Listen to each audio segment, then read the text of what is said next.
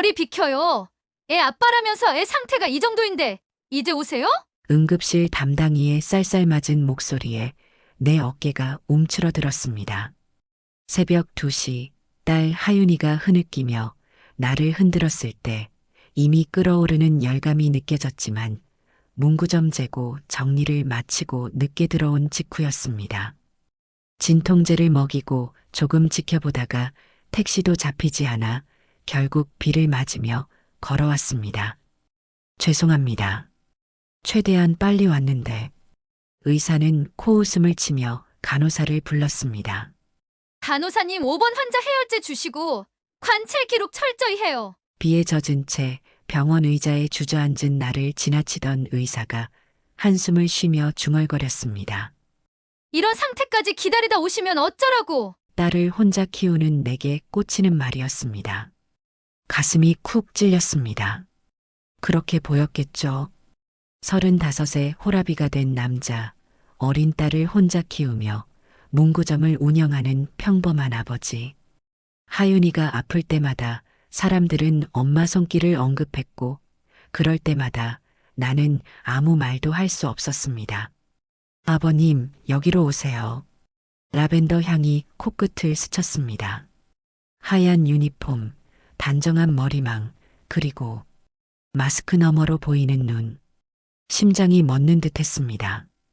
그 눈동자, 말할 때 살짝 떨리는 눈꼬리, 아이를 받아들 때 조심스럽게 받쳐드는 손. 진료실로 안내할게요. 간호사가 내 딸을 안고 돌아섰을 때 나는 유리창처럼 그 장면을 멍하니 바라보았습니다. 그 뒷모습이 8년 전 내 앞에서 사라진 사람의 그것과 같았습니다. 진료가 끝나고 딸은 잠든 채 내 품에 안겼습니다. 간호사는 작은 종이에 처방을 적어주었습니다. 해열제는 이틀 이상 쓰지 마세요. 아이 목이 많이 부었네요. 그녀는 마스크를 쓰고 있었지만 나는 알 수 있었습니다. 그녀의 입가가 지금도 약간 한쪽으로만 올라간다는 것을. 당신, 혹시 내 목소리가 떨렸습니다. 간호사의 손이 멈칫했고 그녀의 눈이 커졌습니다. 그 순간 누군가 그녀를 불렀습니다. 정희 선생님, 응급환자 들어왔어요. 간호사는 황급히 고개를 돌렸고 나를 스치듯 지나가며 말했습니다. 실례합니다. 그런데 그 순간 그녀의 팔목이 내 손에 스쳤고 은빛 팔찌가 반짝였습니다. 하트 모양 참 장식이 달린 내가 8년 전 아내 생일에 선물했던 바로 그 팔찌. 나는 그 자리에 얼어붙었습니다.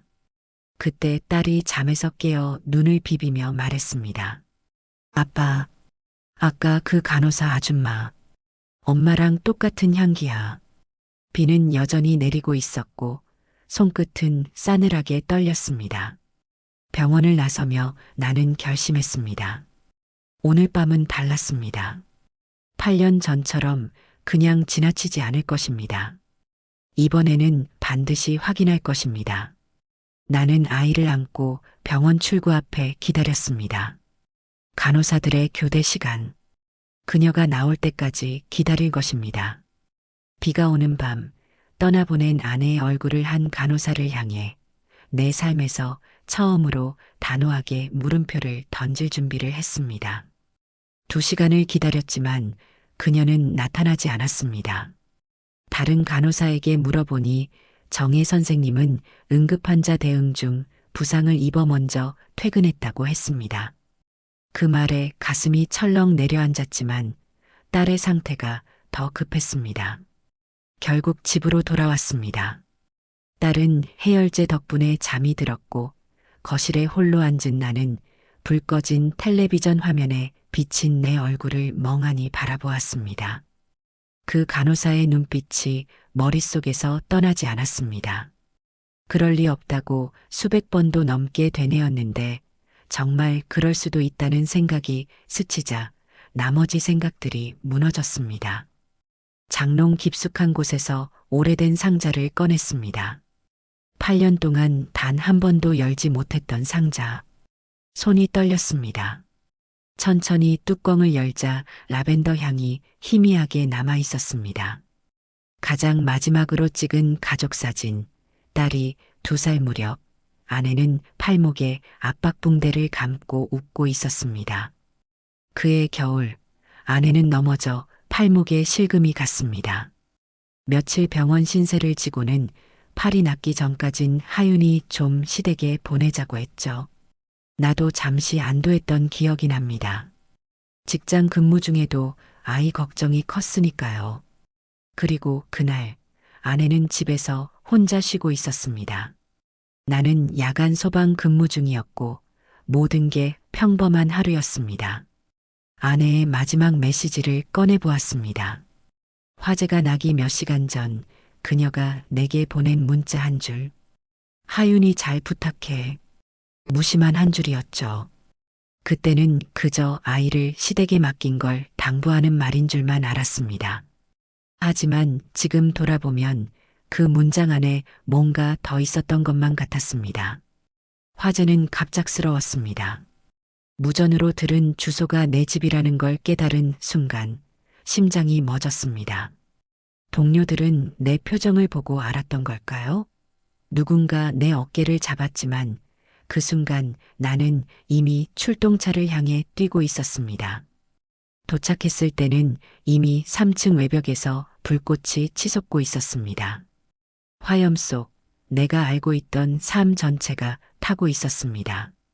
301호 진입 불가, 구조 실패, 누군가 무전으로 외쳤고 나는 그대로 주저앉았습니다. 한 번도 소리내 울어본 적 없던 내가 그날은 울지도 못했습니다. 시신은 다음날 발견됐습니다. 부엌 쪽 쓰러진 채 탄화된 여성 시신 한 구. 불에 그을린 몸 붕괴로 인해 머리와 상반신 훼손이 심했습니다. 소지품은 불에 탄 은목걸이, 휴대폰 케이스, 그리고 지갑 한쪽에 이수연 이름이 적힌 신용카드 조각뿐이었습니다. 경찰은 말했습니다. 유전자 검사는 어렵습니다. 조직이 거의 다 손상됐어요. 현장 정황상 사모님일 가능성이 매우 높습니다. 직접 확인은 안 하시는 게 좋을 것 같습니다. 나는 고개를 끄덕였습니다. 확인하지 않았습니다. 그 순간 나의 인생도 멈췄습니다. 장례는 작고 조용하게 치러졌습니다. 사진은 하윤이 돌 때 찍은 걸로 했고 영정 앞에서 딸이 엄마 어디 가요? 라고 물었을 때 나는 대답하지 않았습니다. 8년이 지났습니다. 그동안 딸이 아플 때마다 학교 행사가 있을 때마다 나는 항상 혼자였습니다. 주변 사람들의 동정 어린 시선도 뒤에서 수군거리는 소리도 모두 견뎌왔습니다. 불쌍한 사람, 애 혼자 키우느라 고생이네. 엄마 없는 아이라 더 힘들겠다 같은 말들을 들을 때마다 가슴이 찢어졌습니다. 그런데 오늘 내 앞에 나타난 그 간호사, 내 아내와 같은 눈빛, 같은 향기, 같은 팔찌, 상자 속 사진들을 하나씩 꺼내며 밤을 지새웠습니다. 그리고 아침이 밝아올 무렵 딸의 이마에 손을 얹어보니 열이 내려가고 있었습니다. 하윤이가 눈을 떴습니다. 아빠, 안 주무셨어요? 나는 미소 지었습니다. 하윤아, 괜찮아졌니? 딸은 고개를 끄덕였습니다. 그리고 잠시 망설이다 물었습니다. 아빠, 어젯밤 그 간호사 아줌마, 정말 엄마 같았어요. 나는 가슴이 쿵 내려앉았습니다. 하윤이도 느꼈던 겁니다. 내가 미쳐가는 게 아니었습니다. 아이의 작은 손이 내 손을 꼭 쥐었습니다. 아내가 살아있을지도 모른다는 생각은 밤새 내 머릿속을 잠식했습니다. 확신도 불안도 아닌 그저 본능 같은 감각. 부정해도 소용없었고 잊으려 해도 떠나지 않았습니다. 아침 일찍 하윤이를 학교에 데려다 준 후 병원으로 향했습니다. 이번엔 환자가 아닌 진실을 찾는 사람으로서 소방관 시절 동료였던 박성민, 지금은 이 병원 안전관리팀 책임자로 일하고 있었죠. 8년 만에 연락했지만 그는 흔쾌히 만남을 약속했습니다. 병원 카페테리아, 그는 나를 보자마자 일어나 꽉 안아주었습니다. 김준혁, 정말 오랜만이다. 얼굴이 많이 야위었네. 커피를 앞에 두고 나는 바로 본론으로 들어갔습니다. 박형, 여기 소아과의 정이라는 간호사 알아? 그의 표정이 미묘하게 변했습니다. 왜 갑자기 그 사람을? 어제 딸이 아파서 왔다가 봤어. 그런데 내 아내를 닮았어. 아니, 닮은 게 아니라 똑같아. 그는 잠시 침묵했습니다. 그리고는 낮은 목소리로 말했습니다. 사실 그 사람 좀 특이한 케이스야. 6년 전에 복지재단을 통해 들어왔는데 정식 간호사가 아니라 간호조무사 과정을 밟았어. 처음엔 단순 보조 업무만 했지만 지금은 소아과에서 믿음직한 인력이 됐지. 신원 정보가 거의 없고 과거 이력이 전부 공란이야. 처음엔 말도 거의 못했어. 심장이 빠르게 뛰기 시작했습니다. 뭐라고? 머리를 다쳤대. 외상 후 기억상 실증이라고. 정신과 치료도 꾸준히 받았어. 지금은 일도 잘하고 특히 아이들한테 정말 좋아. 그런데 왜 이런 걸 물어봐? 나는 손을 떨며 핸드폰을 꺼냈습니다. 아내 사진을 보여주었습니다. 이 사람이야. 8년 전에 화재로 사망한 내 아내. 박성민의 얼굴이 창백해졌습니다. 이건 정이 맞아. 하지만 어떻게? 그는 말을 잇지 못했습니다. 우리 둘 다 가능성을 알았지만 입 밖으로 내기엔 너무 비현실적이었습니다. 확실히 확인해야겠어. 지금 근무 중이야? 그는 고개를 저었습니다. 어젯밤 환자 이송 중에 팔을 다쳐서 오늘은 쉬어. 내일부터 출근해. 나는 실망감을 감추지 못했습니다. 그러자 그가 조심스레 물었습니다. 수연 씨, 화재 당시 시신은 확인했었니? 그 질문이 가슴을 찔렀습니다. 못했어. 시신이 너무 훼손됐다고 해서. 그때 나는 판단력을 완전히 잃은 상태였어. 그는 한숨을 내쉬었습니다. 그 화재 현장, 내가 수색했었는데 사실 뭔가 이상했어. 잔해 속에서 발견된 시신의 위치가 화재 발생 지점과 좀 멀었거든. 온몸에 전율이 흘렀습니다. 무슨 뜻이야? 그때는 그냥 화재 중 혼란으로 생각했지. 근데 지금 내 말을 들으니 혹시 다른 누군가의 시신이었을 가능성도 있어. 그 순간 나는 소름이 돋았습니다. 8년간 아내로 생각했던 시신이 다른 사람이었다면, 그렇다면 내 아내는 누구의 시신으로 대체되었던 걸까요? 정희의 집 주소 알아? 박성민은 주저했습니다. 준혁아, 이건 병원 규정상 함부로 알려줄 수 없어. 게다가 만약 정희가 정말 내 아내가 아니라면 이건 사생활 침해가 될 수도 있어. 그럼 어떻게 해야 하지? 그가 잠시 생각하더니 말했습니다. 내일 그녀가 출근하면 내가 상담실로 불러볼게. 너도 거기서 만나면 어떨까? 공개적인 자리라 부담도 덜할 거고. 그 제안에 동의했습니다. 하지만 하루를 더 기다려야 한다는 생각에 가슴이 타들어갔습니다. 병원을 나오는 길 나는 경비실 앞에서 담배를 피우는 노인을 발견했습니다. 그의 모습이 어딘가 익숙했습니다. 혹시 여기서 오래 근무하셨나요? 노인은 고개를 들어 나를 보았습니다. 벌써 10년이 넘었네. 이 병원 생길 때부터 있었으니까. 혹시 8년 전쯤에 이 근처에서 큰 화재 있었던 거 기억나세요? 아파트 화재. 노인의 눈이 커졌습니다. 아, 그 불. 당연히 기억하지. 그날 밤 근무 중이었는데 온 하늘이 빨갛게 물들었었어. 심장이 빨라졌습니다. 혹시 그날 밤에 특이한 일 없었나요? 노인은 잠시 생각에 잠겼다가 말했습니다. 글쎄, 화재 직후에 응급실이 난리였지. 특히 한 여성 환자가 기억나는데 심하게 다쳤었어. 팔목에 심한 화상을 입고 머리에도 큰 부상을 입었어. 그 여자, 그 다음엔 어떻게 됐나요? 처음엔 신원 확인을 시도했지. 경찰도 왔었고, 근데 심한 화상으로 양손 손가락 피부가 다 벗겨져서 지문 채취가 불가능했어. 의사들이 말하길 3도 화상이라 피부 조직이 완전히 손상됐다더군.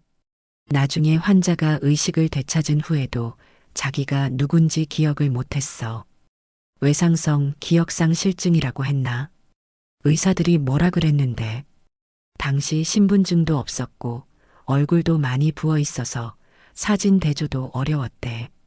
그래서 결국 특별관리 환자로 분류되어 국가 지원으로 치료받았지. 특별관리 환자요? 응, 그때 신원 미상의 무연고자로 추정되는 환자는 국가 지원 대상이 되었거든. 그 여자도 그랬을 거야. 나중에 정부 지원 복지 프로그램으로 연결됐다고 들었어. 나는 그의 말을 곱씹으며 물었습니다. 그런데 그 사람이 정말 무연고자인지는 어떻게 확인했을까요? 가족이 있을 수도 있었잖아요. 노인은 고개를 저었습니다. 그게 희한한 일이었지. 경찰이 신원 확인을 시도했지만 아무도 그 여자를 찾는 사람이 없었어. 화재 피해자 중에 신원 확인된 사람들은 다 연고가 있었거든. 아마 외지에서 온 사람이었나 봐. 혹시 그 환자 이름 기억나세요? 모를 수밖에. 신원 미상이었으니까. 병원을 나오며 머릿속이 복잡해졌습니다. 내 아내가 정말 살아있다면 왜 8년 동안 자신의 정체를 숨기며 살았을까요? 그리고 그날 밤 아파트에 있었던 사람은 누구였을까요? 무엇보다 가슴을 찢는 건 내가 시신을 직접 확인하지 않았다는 사실이었습니다. 당시 나는 너무 무너져 있었고 경찰의 말만 믿었습니다. 혹시 내가 그때 조금만 더 침착했다면, 직접 확인했다면 8년의 시간을 잃지 않았을지도 모릅니다. 아내의 부모님은 딸이 결혼한 후 미국으로 이민을 가셨고 연락도 뜸했지만 그래도 딸의 죽음 소식에 비행기를 타고 왔었습니다. 그들도 내 말만 믿고 시신을 확인하지 않았죠. 닫힌 관 앞에서 우리는 모두 이별을 받아들였습니다. 질문은 쌓여갔지만 한 가지는 확실했습니다. 내일 반드시 그 간호사를 만나 진실을 확인해야 한다는 것. 8년간의 실수를 이제는 바로 잡아야 할 시간이었습니다. 다음 날 하윤이를 데리고 병원을 찾았습니다. 내 마음을 알았는지 딸은 아침부터 조용히 준비했고 학교에 결석 연락까지 직접 했습니다. 아빠, 이거. 하윤이가 교복 대신 예쁜 원피스를 입고 작은 손으로 무언가를 내밀었습니다. 오래된 가족 사진, 아내와 함께 찍은 마지막 사진이었습니다. 혹시 이게 도움될까 해서요. 병원에 도착했을 때 박성민이 로비에서 기다리고 있었습니다. 그는 우리를 조용한 상담실로 안내했습니다. 정희 선생님이 곧 올 거야. 너무 긴장하지 마. 하윤이가 내 손을 꼭 잡았습니다. 딸의 손이 따뜻했고 그 온기가 내 전신으로 퍼져나갔습니다. 문이 열리고 그녀가 들어왔습니다. 8년 전보다 마른 얼굴, 짧아진 머리, 하지만 틀림없는 그 눈빛. 그녀는 우리를 보고 잠시 멈칫했습니다. 안녕하세요. 어젯밤에 오셨던. 우리 셋은 침묵 속에서 서로를 바라보았습니다. 말을 꺼내려 했지만 목이 메어 아무 말도 할 수 없었습니다.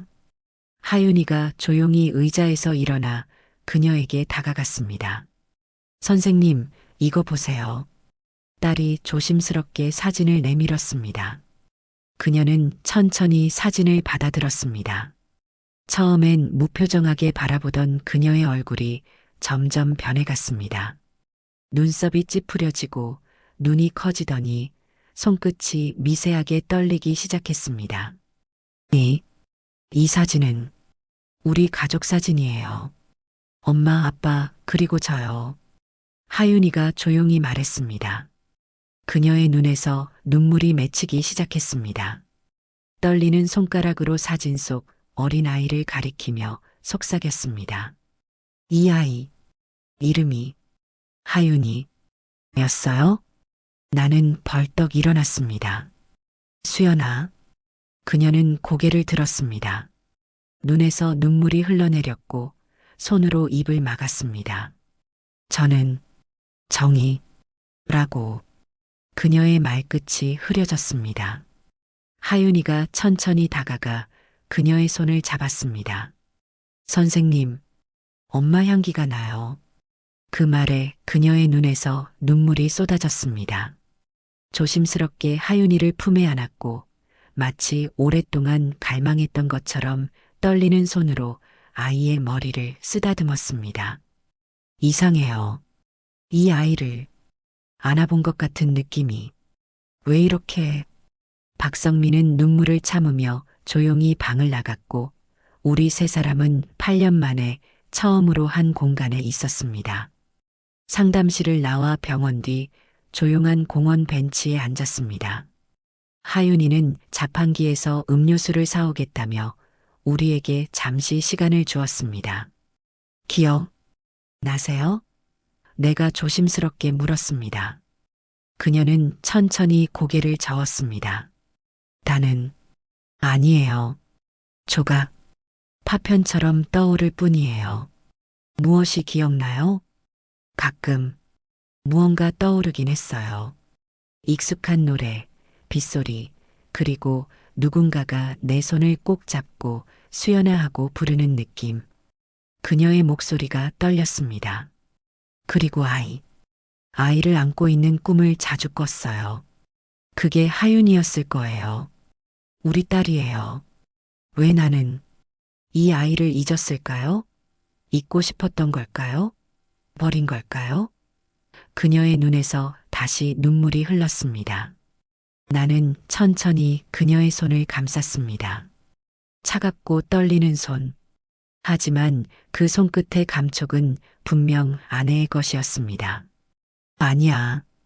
넌 버린 게 아니야. 그저 너무 오래도록 길을 잃고 있었던 것뿐이야. 그녀는 오랫동안 잃어버렸던 목소리로 물었습니다. 제가 정말 당신의 아내인가요? 그래, 이수연. 내 아내고 하윤이 엄마야. 그 순간 하윤이가 세 개의 음료수를 들고 돌아왔습니다. 우리 셋은 서로의 손을 잡고 무언가 다시 시작되는 것을 느꼈습니다. 말없이 그저 함께 있는 것만으로도 전해지는 따뜻함 속에서 하윤이가 문득 말했습니다. 선생님, 아니 엄마, 이제 우리 집에 오실 거예요?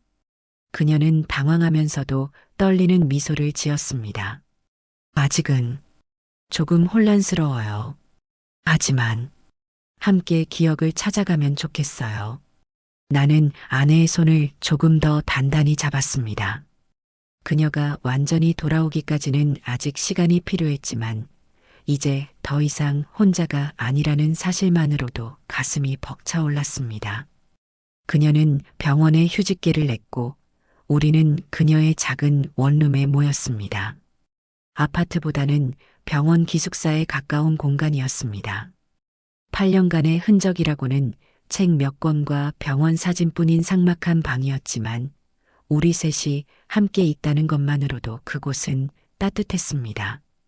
하윤이는 매일 학교를 마치고 이곳으로 와 그녀에게 책을 읽어주었습니다.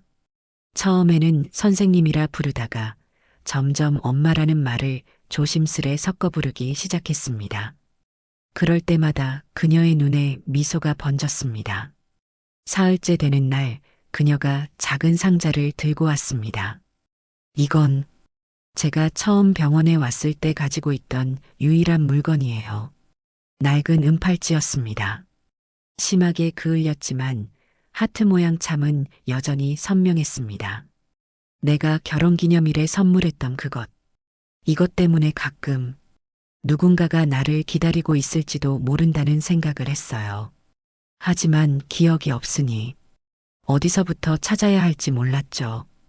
다섯째 날 저녁 하윤이가 잠든 후 그녀가 조용히 말을 꺼냈습니다. 기억이 조금씩 돌아와요. 나는 숨을 죽이고 들었습니다. 그날 하윤이는 시댁에 있었고 팔목에 깁스를 한 상태였어요. 그래서 친구가 병문안을 왔던 것도 기억나요. 수경이. 나는 조용히 고개를 끄덕였습니다. 수경이라는 이름은 처음 듣는 것이었지만 질문을 참았습니다. 수경이가 나 다쳤다고 병문안 왔어요. 떡을 사왔는데 마실 게 없어서 잠깐 편의점에 다녀온다고 했어요. 단 10분이었어요. 정말 그녀의 손이 떨리기 시작했습니다. 내가 돌아왔을 땐 연기가 복도를 삼키고 있었고 현관 앞에서 사람들이 소리치고 있었어요. 나는 수경이가 나왔을 줄 알았어요. 심장이 쿵쿵 뛰었습니다. 이것이 내가 8년 동안 알지 못했던 진실이었습니다. 그때 누가 내 손을 잡고 여기 위험하니까 이쪽으로 하고 끌어줬어요. 골목으로 어딘가로. 그 뒤로는 기억이 흐릿해요. 그녀는 그날 구조된 겁니다. 하지만 머리에 입은 충격, 화상으로 손상된 피부, 그리고 심리적 쇼크로 인해 기억은 봉인됐고 말은 막혔습니다. 응급실에 실려왔을 때 저는 이미 의식이 없었대요. 화상으로 손가락 지문도 다 훼손됐고 깨어났을 때는 자신이 누구인지 어디 사는지 아무것도 기억하지 못했어요. 복지재단을 통해 치료 후 간호보조 과정으로 연계되었고 그녀는 그 이후 말없이 익명의 삶으로 살았습니다. 왜 돌아오지 않았냐고 묻고 싶죠? 그녀가 입을 열었습니다. 그 말에 나는 아무 대답도 하지 않았습니다. 기억나지 않았어요. 아무도 찾지 않았고 내가 누군지도 몰랐어요. 고아일 거라고 막연히 생각했어요. 그냥 살아가는 법만 익혔죠. 나는 눈을 감았습니다. 그때 내가 시신을 직접 확인했어야 했어. 그걸 하지 않은 게 내가 평생 후회하는 일입니다. 그녀는 조용히 고개를 저었습니다. 아니에요. 당신 잘못 아니에요. 그 누구의 잘못도 아니에요. 그냥 우리가 서로를 잃었던 거예요. 우연처럼 비처럼. 다음 날 우리는 용기를 내 묻지 않았던 질문을 던졌습니다. 수경이에 대해 더 말해줄 수 있어요? 그녀를 위해 뭐라도 해야 할 것 같아서요. 아내의 눈에 슬픔이 깃들었습니다. 수경이는 고아였어요. 가족이 아무도 없었어요. 그래서 장례식에도 찾는 사람이 없었던 거죠. 그녀는 늘 말했어요. 나는 누가 날 기억해줬으면 좋겠다고. 그런데 내가 살아남아서 그녀의 목소리가 떨렸습니다. 나는 가슴이 무너지는 것을 느꼈습니다. 8년 동안 우리가 애도했던 사람은 사실 아내의 친구였고 그녀는 아무도 찾지 않아 신원도 확인되지 않은 채 내 아내의 이름으로 묻혔던 것입니다. 갑자기 모든 것이 명확해졌습니다. 화재 당시 발견된 시신은 수경이었고 시신 주변 소지품 속 신용카드 조각과 휴대폰 케이스는 아내의 것이었던 겁니다. 아내는 편의점에 갔다가 돌아온 길에 화재를 목격했고 구조되었지만 기억을 잃었습니다. 그녀는 마지막으로 한마디 덧붙였습니다. 가끔 누군가가 내 이름을 불러주는 꿈을 꿨어요. 수연아. 그 한마디가 내 전부였던 것 같아요. 하윤이가 방으로 들어와 우리 둘 사이에 앉았습니다. 그녀는 딸의 머리를 조심스레 쓰다듬었고 하윤이는 그 손길에 편안하게 기대었습니다. 마치 8년의 시간이 없었던 것처럼 자연스러운 모습이었습니다. 이제 어떻게 할까요? 그녀가 물었습니다. 나는 아내와 딸을 바라보며 생각했습니다. 이제 우리는 다시 시작할 수 있을까? 8년의 공백을 메울 수 있을까? 하지만 하윤이의 행복한 표정을 보니 답은 이미 정해져 있었습니다. 함께 천천히 기억을 찾아가요. 그리고 새로운 추억도 만들어요. 봄이 왔습니다. 꽃이 피고 바람이 부는 계절. 우리는 아내의 법적 신분을 되찾기 위한 긴 여정을 시작했습니다. 실종 신고 취소부터 사망 처리되었던 서류들을 바로잡는 일까지. 뜻밖에도 법원은 우리의 이야기를 놀라운 속도로 받아들였고 의료 기록과 유전자 검사로 신원을 확인했습니다. 아내의 주민등록증에는 다시 이수연이라는 이름이 들어갔습니다. 딸과 나는 그 증명서를 볼 때마다 눈물을 참을 수 없었습니다. 아내는 점점 더 많은 기억을 찾아갔습니다. 치료사는 외상 후 기억 상실은 완전히 회복되기도 하지만 일부는 영원히 돌아오지 않을 수도 있다고 했습니다. 하지만 그것은 중요하지 않았습니다. 우리는 새로운 기억을 만들어가고 있었으니까요. 문구점을 접고 우리는 조용한 해변가 근처 작은 공간을 빌려 카페 수연과 수경을 열었습니다. 아내가 좋아하던 라벤더 향과 딸이 직접 고른 테이블보들로 채워진 따뜻한 공간. 벽에는 하윤이의 그림들이 걸렸고 창가 자리는 항상 책들로 가득했습니다. 간판 아래에는 작은 문구가 적혔습니다. 기억은 누군가의 삶을 지켜주는 유일한 증거니까요. 그것은 수경이를 위한 것이기도 했습니다. 아무도 기억해주지 않던 그녀를 이제는 매일 누군가가 그 이름을 부르며 찾아오는 곳이 생긴 것입니다. 아내는 여전히 가끔 기억의 틈에 빠지곤 했습니다. 요리를 하다가 갑자기 멈추거나 딸의 이름을 부르다가 잠시 혼란스러워하기도 했습니다. 하지만 하윤이는 그런 순간마다 조용히 엄마의 손을 잡아주었고 나는 그저 옆에 있어 주었습니다. 어느 봄날 오후 햇살이 들이치는 창가에서 세 사람은 나란히 앉아 조용히 차를 마셨습니다. 딸은 웃었고 엄마는 그 웃음을 가만히 바라봤습니다. 나는 그 모습을 사진으로 남겼습니다. 이번엔 절대 놓치지 않으려고. 아내는 머리를 약간 기울이며 말했습니다. 하윤아, 내가 어렸을 때 좋아했던 동화책 기억나? 하윤이의 눈이 커졌습니다.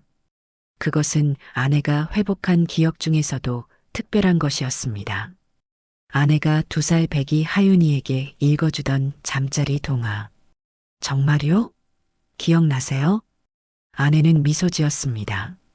조금씩 돌아오고 있어. 하윤이가 자리에서 일어나 서둘러 카페 안쪽으로 뛰어갔습니다. 잠시 후 딸아이는 낡은 동화책 한 권을 들고 돌아왔습니다. 아빠가 계속 읽어주고 엄마를 추억해줬던 8년 동안 간직했던 아이의 보물. 이거 맞아요? 아내는 책을 받아들고 첫 페이지를 넘겼습니다. 그리고 책을 펼치자마자 눈물이 흘렀습니다. 첫 페이지에는 아내의 글씨로 적혀 있었습니다.